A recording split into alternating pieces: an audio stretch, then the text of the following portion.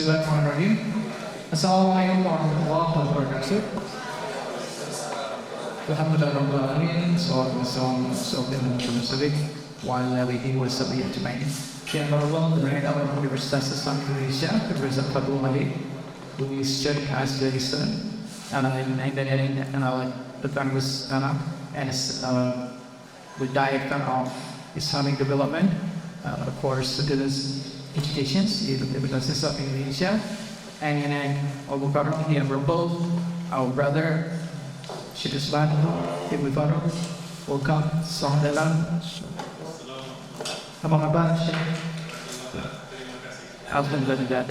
And of course, our speaker, our panelists, the understand that our long lecture from Bangkok. Because Syed had a very limited time, because his flight will be at 2:30, so we need to start very soon, and then we can have a dialogue with Syed Usman. First, before we start, let me introduce you a little bit. My name is Tan Tan. I'm a lecturer in the Communication Department at the University of Indonesia. And today we're going to have discussions about the challenge of global da'wah in the pluralistic society, which is a very important issue with Islamophobia, with a lot of hatred spread by the people, misunderstanding about Islam. I think this is a very important topic now. And today we have two very special panelists here, and Syed Usman and also the Darmus to talk about this. For your information, maybe anybody here is big fans of Syed Usman? You're following the social media? Okay, that's good, that's good. At least you're familiar already with Syed Usman, right?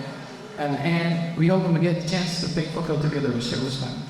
Syed Usman Ibn Farooq is an American Muslim scholar and preacher.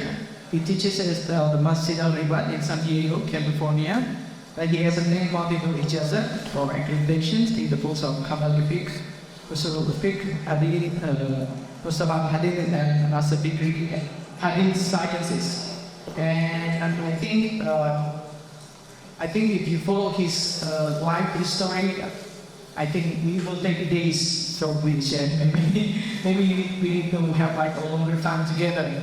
But because our time is very limited, but for your information, Syed Usman actually has been finding his way to Islam and now leading more than 2,000 people converted to Islam. And one of the strategy is using strategy of dawah on the street.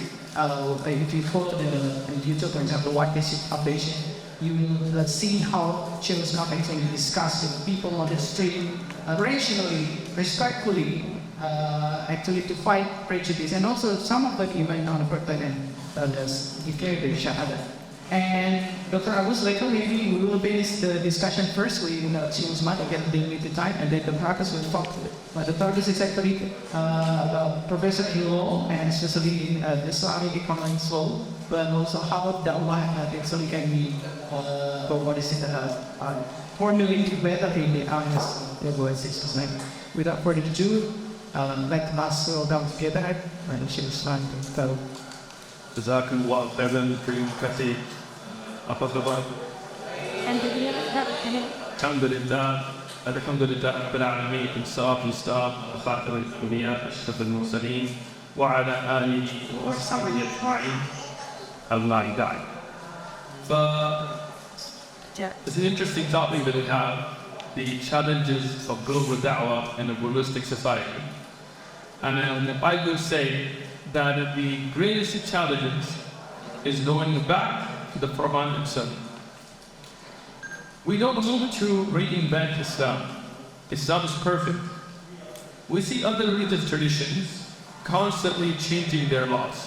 I mean, if you look at many of the discussions we had on the street in San Diego and other places in Dawah, it would seem we speak to people of the Jewish tradition who would say that this use of the Jewish tradition is no longer.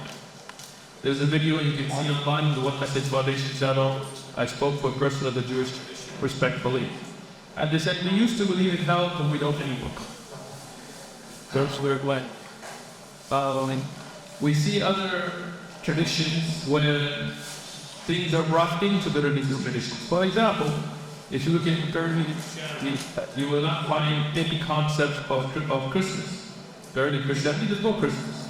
until a particular pope brought the pagan testament. And there's a video of me online. There's a video from one of the best known evangelical Christian preacher witnesses. That's a pagan, non-Christian, condemned by the church for many years, practice, but today 99% of the Christians we see will celebrate it. Why this deed? Why this renewal? Why this change? Because when you don't start with perfection, they can try to improve things. But when you begin with perfection, you can't improve perfection. You can only go back. When we look at Islam, Allah subhanahu wa ta'ala will Muslimin. When we read al-Fatiha, it doesn't say Rabbul Alameen. This is not a religion for the Arab or the Ajam or this country or that country or tradition. This is the religion of Allah. And it did not begin with the Prophet Muhammad sallallahu alaihi wasallam. If you look at other traditions like Judaism, the word Judaism comes from Judah. Whether it refers to Yaqub alayhi salam or the city of Judah, either which way, before Judah, there's no Judaism. Impossible. Christianity comes from Christ. Before Isa ibn Maryam, and they call Christ, there is no such thing as Christianity. You cannot say Ibrahim alayhi salam is a Christian, there is no Christ. If you look at Buddhism, it comes from Buddha. The philosophy of Buddhism that exists before Buddha. But Islam is not such. We're not companies. We're not something that began as the Prophet Muhammad alayhi salatu wasalam. He is the last of the prophets. But from the time of Adam alayhi salatu wasalam, the deen of Allah subhanahu wa ta'ala is Islam. Adam fight the Quran, the word Ibrahim alayhi salam, and the Adina were Muslim. And we are the sign that says Jesus was a Muslim. And we believe this. Alayhi salatu wasalam, we love all the prophets. We respect all the prophets. You will never see a Muslim disrespect a prophet. In the West, we see some people who want to cause hatred between the religions. And they make pictures and cartoons to incite Muslims. And they make movies and they make clips to try to cause hatred between the different communities. But as Muslims, we call towards peace and harmony. And that's why you never see a Muslim disrespect the Prophet Jesus, peace and blessings be upon him, or the Prophet Moses, or the Prophet Abraham. We love all of them. We even say peace and blessings be upon them when we say their names. Somebody might say, okay, in theory, you say this. But Muhammad was sent to the Arab. You say, no. Allah subhanahu wa ta'ala says in Rahmatun lil-Alameen. Not lil-Arab or lil-Muslimeen. Not for all of mankind. A mercy. Allah subhanahu wa ta'ala sent the Prophet Muhammad sallallahu alaihi wasallam as a mercy for all of creation. Alameen, not just the Arab, the Alameen. All of the world, all of the different, even the malaika, the jinn, the insan, the animals, the Rasulullah was a mercy to them. And the religion of Islam is the religion of Allah. The same Allah that inspired Ibrahim alayhi salam, and Musa alayhi salam, and Dawood alayhi salam, and Isa alayhi salam, and Muhammad alayhi salam. All of them, same Allah sent that message. And that's what you find in common traditions. And we point towards that. If you look at the Old Testament and the New Testament, and the Quran, you will find a message that fits. For example, the first of the 10 commandments is, "Hear, O Israel, your Lord is one." The second commandment is, "Don't worship idols." Right? But then you see some religious traditions change now.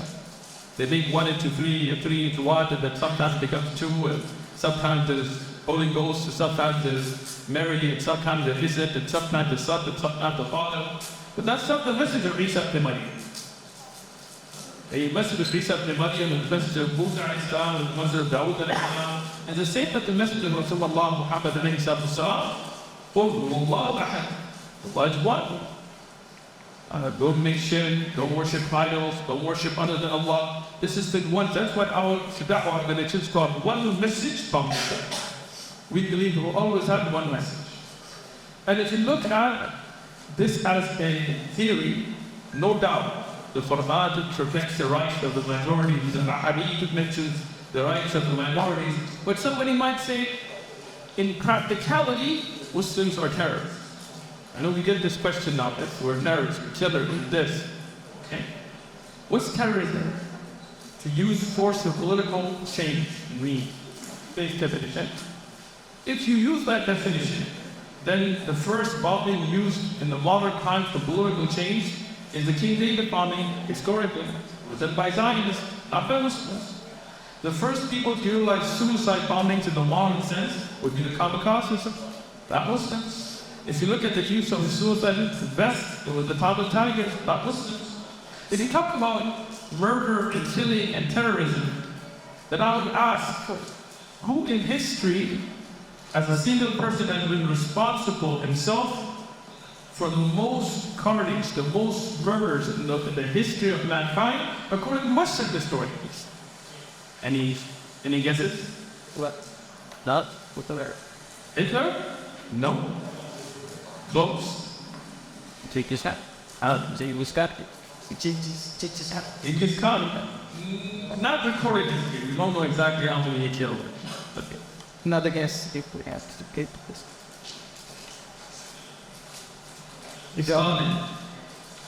Stalin, according to historians. And there is an opinion that either the second or maybe higher than him was bound from China. Both of them atheists. You cannot even ascribe the range to any tradition. But Stalin, he did have the Greek Orthodox Church, or the Russian Orthodox Church. Either way, the two, at least top, murderers, terrorists, they used that terrorism for political, were not Muslims. Were not even believers in God in essence. And if you go down the line, you talk about Genghis Khan, none of those Muslims. Okay? There have been two major world wars in history. I hope your history department is good, so. Yes, we do learn that against in high school. I thought the good word and subversive levels, but anybody know those two world wars? Assuming everybody does. Which one of them was started by Muslims? What's the name? Where were both of them started? In Europe, of people of Christian faiths. Hitler, for example, even though he was World War II, you will find that he quoted the Bible in his speeches. His symbol was a iron cross. So when you talk about terrorism, it's very interesting that the definition does not seem to always meet what's in the nation. Otherwise, no doubt, Muslims are the least on that scale. There are Muslims who go to extremism, and we condemn extremism. There are Muslims who do wrong things, and we condemn that. With the Quran and the Hadith, that's such a beautiful example that if you look at Jerusalem, Al-Quds, and Western historians have said that when the Crusaders came, they blanket, raped, and murdered and massacred. If you look at history, the Crusades were murderous, even though they were under the cross. With the name of Christianity, coming with the backing of the Pope, they murdered other Christians and raped and damaged. But when you look at Salahuddin Ayyubi, for example, according to Western and non-Muslim historians, this was the time where Christians and Jews and Muslims were able to live in peace. They were able to worship in peace, where there was no retributional killings and raping. None of this happened. If you look at Andalus, the Spain that was under Muslim rule, Western historians have told us that it was an example of a pluralistic society where people had rights, Christians had churches, Jews had synagogues, Muslims had masajid, and people were able to live in peaceful harmony. But when we look at the Spanish Inquisition, the problem is people forget history. They just watch Fox News and media and movies. But if you look at its facts, the Spanish Inquisition was one of the greatest genocides in the history of mankind, where they massacred and murdered not just Muslims, but Jews and other Christians who didn't fit their form of Christianity, where they wiped them off the peninsula, killed them off, let them leave a single one, tortured and murdered, genocide. The Spanish Inquisition, look it up. If you look at the colonial advances that were made by the British, by the French, by the Dutch, by the Germans, by the Italians, this was not done by Muslims. And Muslims, when they did go to other lands, they gave them down. For example, here, we have an example sitting in Indonesia of the peaceful down. The Sahaba came to Indonesia, Malaysia, and these lands, the Taliban came here, not with the sword, not with wars, but that's not with marriage. And that's why, even after that they're running from Arabianness, you see the land of Islam being built here. We're the biggest Muslim societies in the world, the biggest Muslim country in the population in the world, without fighting. When you look at the Dutch and others that came here, they forced the religion, and even then it has a stay, because we can't force people's heart. So we say in Islam, in the Quran, in the Hadith, and in practical implementation, we have the answer to society's problems. Our greatest challenge is to go back to Islam, to leave ways that contradict the Quran and the Sunnah, to leave the ways. One of the problems we face is Muslim countries have now become the most corrupt, with rishwa, bribery, and nepotism, and you see people not following the religious rulings of Islam. If we were to follow the religious rulings of Islam, wallahi, I swear by Allah, we wouldn't be summoning Saudi for the world. Like Abdul Aziz, as we read even by non-Muslim historians, that his 2 years and a few months, very short reign, made such a beautiful society that people would be going around looking for who can take zakat and there'd be nobody. Today, imagine, even in America, if you take money out in the streets and who wants it, people will kill each other over it. But a society that is so just and so free, and this is historic. This is not a fairy tale. This is not Hollywood. This is not an actor that's not these fictional based down. This is what history has recorded. So, our challenge is to first and foremost that Muslims practice Islam correctly. Go back to the Quran, go back to the Sunnah of Mustafa alayhi salatu, go back to see the example of the Salaf Salihin, how the righteous people in the past set a beautiful example for us, and then bring that into our life. And there is no technological or time-based challenge we can't face, because our tradition has the concept of qiyas. We can take traditions which are from nusus, from actual evidences, and I'm sure that it's said before, I need to speak about this, and we can look at new situations and derive ideas. So we are not bound to live in 6th century Arabia. No, our religion is applicable at that time as it will become the day. So inshallah, with this, I would like to mention one last thing. Alhamdulillah, I was raised in her. That as much of my life as I can remember, most of the calls been in her. I traveled the world, alhamdulillah, I've been to many places, and I tell you, the growth of Islam is everywhere, alhamdulillah. In America, we are seeing more and more of people coming to Islam, more than before, and they are practicing Islam more strictly than our Muslim countries. But alhamdulillah, those people that accept Islam, we see great mannerisms from them. We see them dedicated to da'wah. We see them sacrificing. Even here, subhanAllah, there's a trip to set up by a couple of brothers, they're both readers. They both need wisdom. So we see that Allah doesn't need us. The religion of Islam will spread. It will enter each household. Whatever the day and night hold, the religion of Islam will go. But the question for us sitting here is, what role will we play in? Islam is not a spectator sport. You know what a spectator sport is? When you sit there and just watch. Islam is something you have to live. Islam is something you have to act upon. So we have to be involved. We have to be examples. You know, we have, subhanAllah, a lot of Orientalists. And Sister University, I'm sure you know about, did a plots against Islam by studying Islam and so on. But one of the Orientalists, he wrote something very interesting. And he said that Islam is a winning case, but Muslims are horrible lawyers. Islam is a case that in law and the court and win, but Muslims are horrible attorneys. They're not good at representing.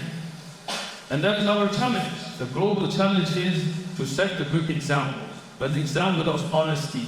The Prophet ﷺ set such a beautiful example that even his enemies would leave their amanah, their trust with him. You know, when he was making the hijrah from Mecca to Medina, one of the reasons he left Ali ibn Abi Talib behind was to return the amanah, the trust that was left by the mushrikeen, by the ones that were trying to tempt him ﷺ, to make sure that the honesty is there. The Prophet ﷺ, at one time, a man told him, I want to meet you at this place at this time. The Prophet went there, The man forgot for 3 days the Prophet stayed there until he saw the man. The man said, I forgot. He said, you forgot? But I could not bring my bed. Allahu Akbar. And you look at the beautiful example of the Prophet ﷺ. You look at the beautiful example of the Sahaba radiallahu anhu. That when they would go to the different lands, they would bring justice and peace. And this is why, as Muslims, we need to bring that example to ourselves, and we need to share it. It cannot just be for ourselves. We have to be involved in the da'wah in whatever capacity we can.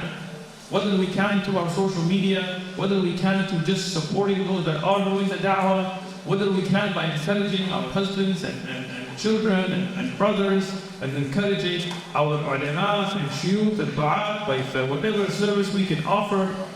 We all have to be involved in the da'wah. This is for every one of us. Rasulullah sallallahu alayhi wa sallam, and I'm ending with this hadith to open up for a discussion.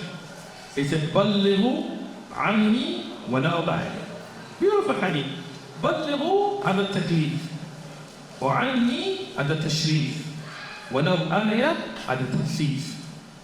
بَلِّغُوا, Rasulullah is giving us a responsibility that go, man and woman, Arab and Ajam, doesn't matter, scholar and armed person, go and convey. This is a responsibility put upon us by who? The Prophet ﷺ.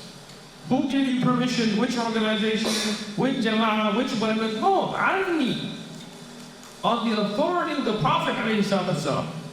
The Prophet ﷺ is the one that has given us this responsibility. This is an honor for us. We are the messengers of the messenger. Whatever time, even if to know a single time, this made it easy.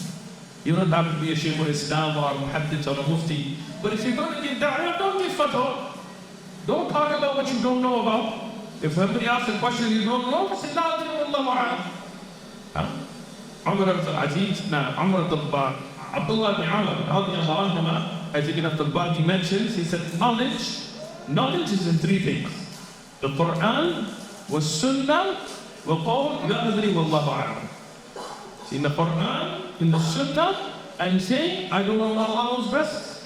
If a question comes you don't know, take it to the brothers, to the people of knowledge, and then bring the answer back. But as a common person, that was still your responsibility, and my responsibility, which is Allah ta'ala, I'll open up to our brothers who facilitate questions. Thank you, Sheikh. Let's give big round of applause to the performance. So, to save the time, because I'm about to get the time, jadi di episode ini sebenarnya share soalnya apa dalam mendesakan sekarang yang bagaimana mendesakan kembali desain industri ini tentang operation jadi itu sudah sempurna ya tidak seperti kerja yang kita ada orang lain tidak sempurna sehingga masih tahu tempat ini dibuat dekat seperti tidak konsisten that's really challenge sekali to kita practice fine dan selain itu tahap pertama adalah di start itu ada make sempurna tapi kita adalah apa namanya force itu biasanya tidak menjanji pendalaman yang baik atau menjadi agenda humas Islam yang baik. Maknanya tantangan saya adalah lakukan perantang mobil sekecil waktu bukan yang berat kecil dan hanya satu ayat sesuai satu bekerja sebagai message foundation dan tidak perlu ribet-ribet tidak disulit-sulitin apa yang kita tahu tidak apa yang kamu sudah tahu sudah hampir buat sebenarnya kita rabbinance.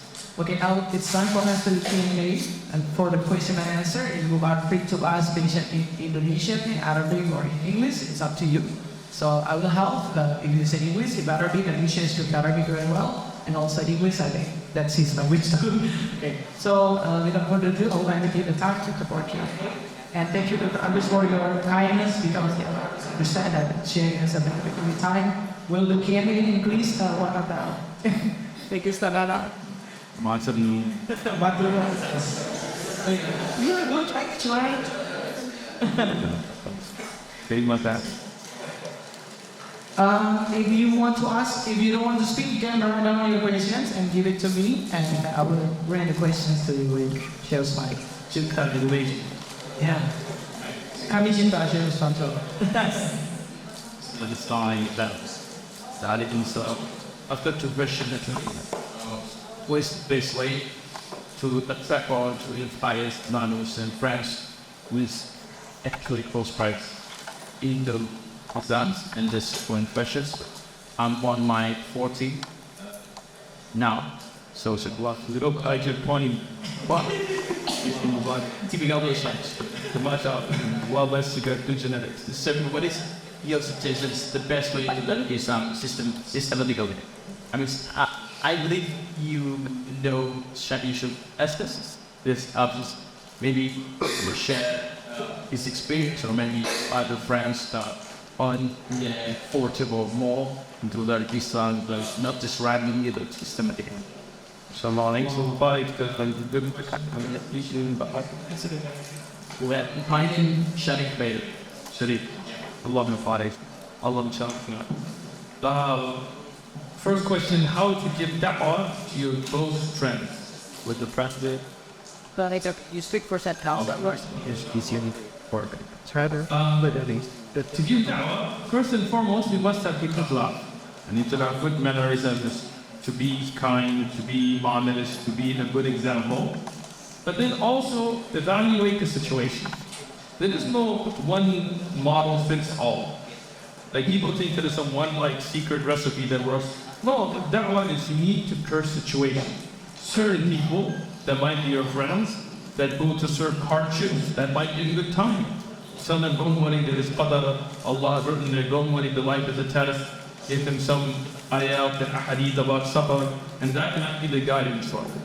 Some people maybe speaking to them about the scientific literature of the Quran or the literature of the Prophet ﷺ. And this is why we started recording the videos on the One Message Foundation channel, just as a training. We don't make money off the channel. It's not about having views or subscribers. It's all about training people how to give da'wah. So go through the videos and see how we deal with different situations, and then evaluate your friends. Which one should I approach? Like there's a video that I have, if you want about wound splitting, it talks about the medical splitting the wound, the scientific authority, and in different Bible evidences. So you could definitely use that. And don't share the people with your friends. That's the way you think. How could this have been done? Look at that evidences. We have videos that we talk about the medical of the Quran. You can share that with your friends. And then tell them, look, what do you think? And then ask them, what's holding you back from videos? And whatever it might be, clarify that issue and make dua from them and ask Allah to make you a means of guidance. Regarding to our religious investors, I'll let him speak for himself. I don't know what he on his behalf. He has many videos where he talks about his experience. You can watch those.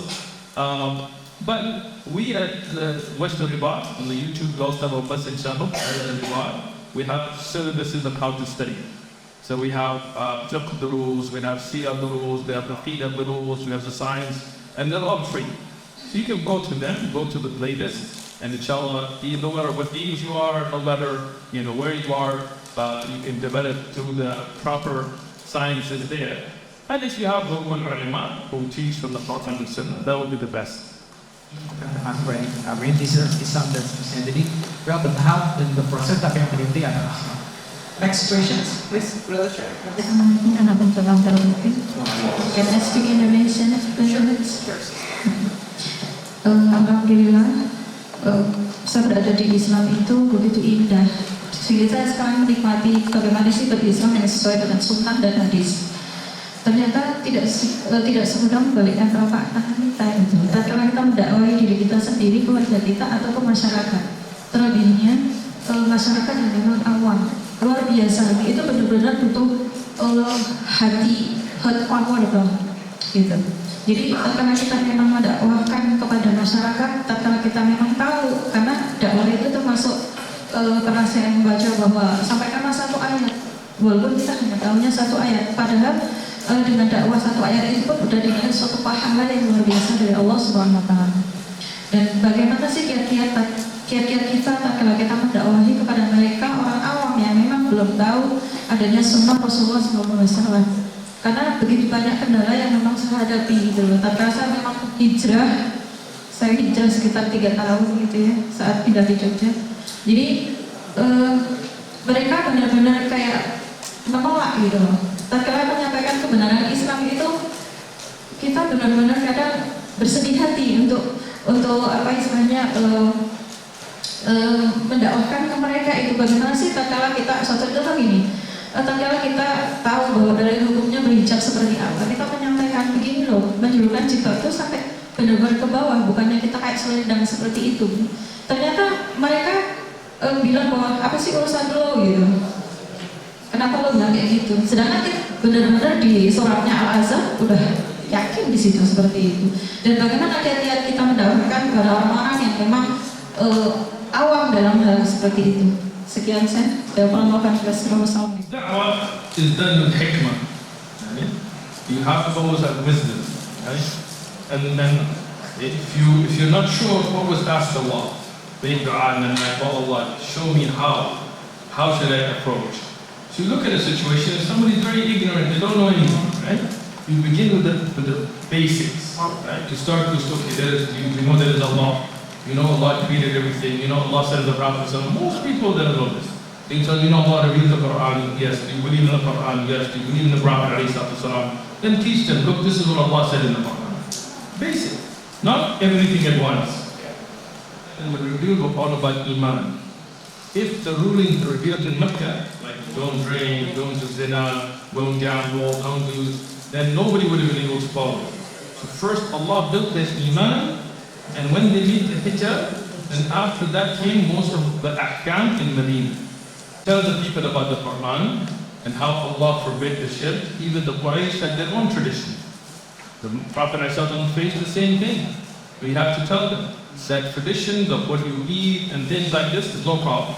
But traditions that can fit with the Quran, you have to take the Rabbul Alameen's kalam or whatever it be else. Ya. Yang penting adalah bagaimana mengatasi perilaku syirik itu, namanya itu Kalau untuk tradisi yang itu sifatnya masih bukan dosa-dosa besar, itu mungkin perlahan kita perbaiki, tapi yang paling penting syirik. suaranya lebih keras. Kemudian cara kita menghadapi orang yang punya religious common, misalnya itu, contohnya itu dulu waktu awal hijrah itu, pokoknya langsung jor-joran gitu lah, kayak sedekahnya jor-joran, semua joran. Terus tiba-tiba sekarang kayak dia merasakan trauma dalam agama gitu loh. We have a saying in America, it's been translated bit by bit. How do you eat an elephant? Oh di Daniel Klinik beda ya. Pertanyaannya, jadi di Amerika ada kata, bagaimana cara memakan gajah? One bite at a time. One bite at a time. Sekali makan. So when you come to Islam, don't think the first day you're going to become a faqih and muhaddith and qari. Kalau mau pertama ke ambil kitab hijrah atau Islam, jangan berpikir langsung ingin jadi ulama besar atau qari hadis apa. Take one step at a time. Lakukan bertahap. The first thing, the aqidah, the belief, the iman. Dan yang paling penting adalah akidah dan iman. Then the 5 times salah. Baru habis itu sholat 5 waktu.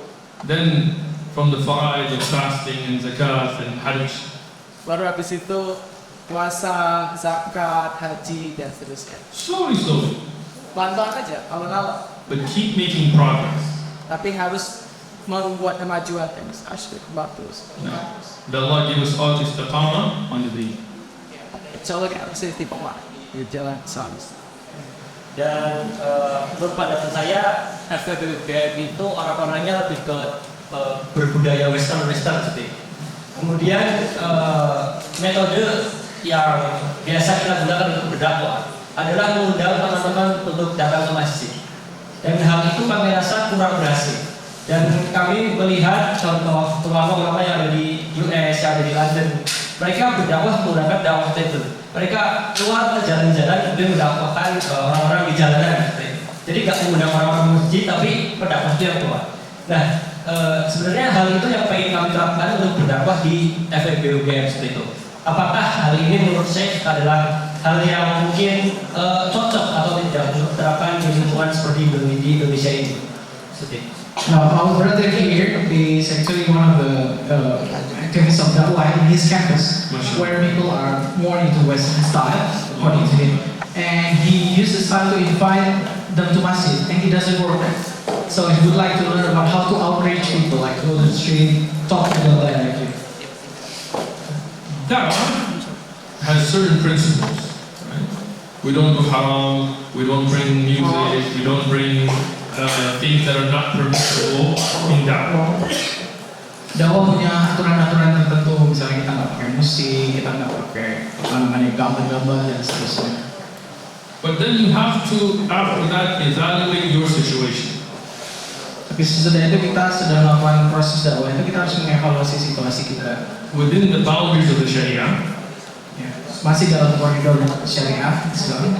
you know the situation best, right? So you can bring international speakers, people that, you know, maybe will attract an audience. You can have events, you can have, charity drives where people may get involved through that. You can have lectures from local scholars, bring them in, or you can have competitions, fun competitions to learn. Ya banyak cara yang bisa dilakukan. Bisa kita melakukan event-event, bisa kita mengundang pembicara dari tokoh mungkin orang luar negeri, mungkin tokoh lokal gitu kan dari kampus, atau bikin ada kegiatan amal atau kegiatan-kegiatan lain yang bisa menarik orang untuk datang. In America, we use different techniques. At certain times, we have tables we put out. Certain times, we go and challenge the atheists on evolution and bring people, scholars that can challenge them. We use whatever we see to be practical within the boundaries of Sharia. Kalau dalam teknik di Amerika dakwah sedikit berbeda. Misalnya di sini ada yang kita keluar, kita bikin stand atau bawa meja gitu, orang bisa ngobrol nanti langsung kayaknya jawab. Atau mungkin kita pergi cari ngobrol dengan orang-orang ateis yang mungkin tentang evolusi dan mungkin teori-teori lain. Tapi semua harus dilakukan dalam koridor syariah. Bring together the practicing Muslim brothers, have maybe bowling nights, maybe camping, and bring one or two people with you. And then when they're with you in a good environment, it will change. Dan kita bisa juga mengadakan kegiatan sosial dengan beberapa sahabat-sahabat muslim gitu kan, yang mungkin kita berkumpul, mungkin camping atau mungkin kegiatan tertentu. Nah di saat itu nanti kita akan bangun atmosfer positif yang bisa membuat orang berubah. But whatever happens, keep going. Apapun yang terjadi, tetap lanjutkan. Jazakumullah khairan. Anyone else? Yes. I know maybe this question will trigger some people, but here's the question. I want to ask, how we can encourage people who want to do suicide, don't do that, but in a lovely way or in a friendly way, because we know there are people out there who said don't do suicide, you will go to hell, you will enter hell and Allah will laknat you or whatever is that. So how we never be able to not do suicide? So that's the question. Thank you in advance. Everybody protects life, everybody enjoys life. So first try to figure out what they're being bothered by. Maybe they did some sin and they feel very guilty. Well, you tell them, look, Allah is the most merciful and forgiving. Maybe something happened in their life and they put them into depression. So you tell them, look, Allah wrote the qadar, it's what's best for you. You may not realize it, but in the future you'll see why it's good.